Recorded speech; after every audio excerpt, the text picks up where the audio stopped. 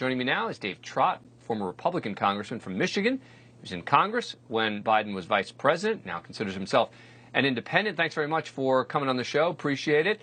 So what do you make of this theory? And again, I hadn't thought of it specifically in this way until this caller to my radio show mentioned it today as kind of an off-ramp for Joe Biden. Is it crazy to be talking about this? Well, I think you make a great point. You know, Joe Biden, regardless of whether people agree with his politics, has always been a family man. When he had the terrible tragedy in 1972, you have to admire and respect what he did as a father in the decades following his loss of his wife and a child. And I think it's possible. You know, certainly we have a history in recent years of presidents pardoning family members. Bill Clinton pardoned his brother after being convicted or half brother after he was convicted on drug charges. Trump pardoned his son-in-law's father, Charles Kushner. So it's not unheard of. I think it's more likely that he chooses not to run. And then after the election, before he leaves office, January 20th of 25, he would pardon Hunter. I think if he were to do it before then, I think it would taint the Democratic ticket potentially.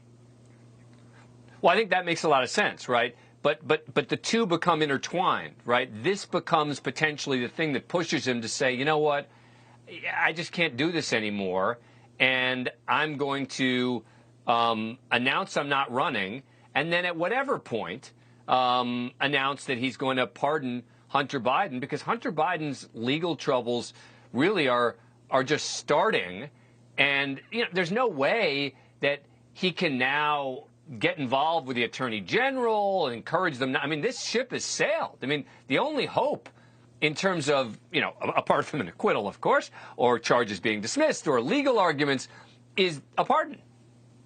Yeah, I would agree. I mean, I think the charges that were today, I think they're not as strong as maybe some others might be. But, you're absolutely right. If he wants to protect Hunter, he would pardon him at some point in time.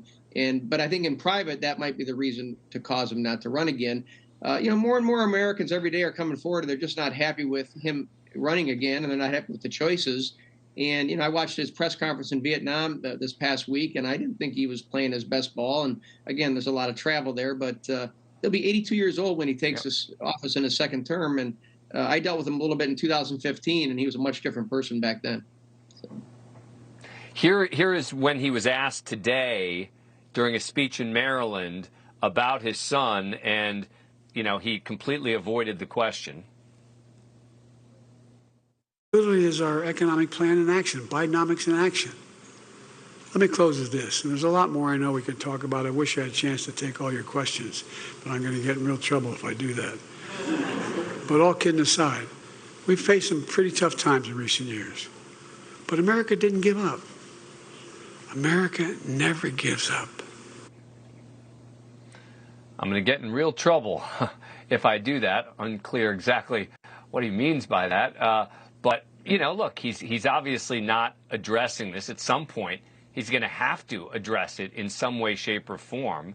And I think there are a lot of people in his position who would say, look, if I have to choose between remaining politically viable and saving my son from prison time, I'm going to choose saving my son.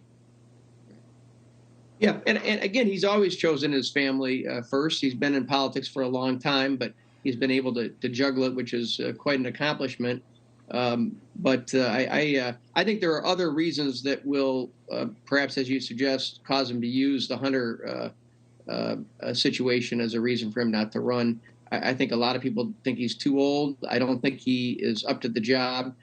He's accomplished a lot. Whether you agree with everything he's done, you can't argue with his legislative accomplishment in his first term. But I just don't see him being able to serve out a second term. And the Democrats have a problem because, for the most part, the vice president is not most people's choice to succeed him.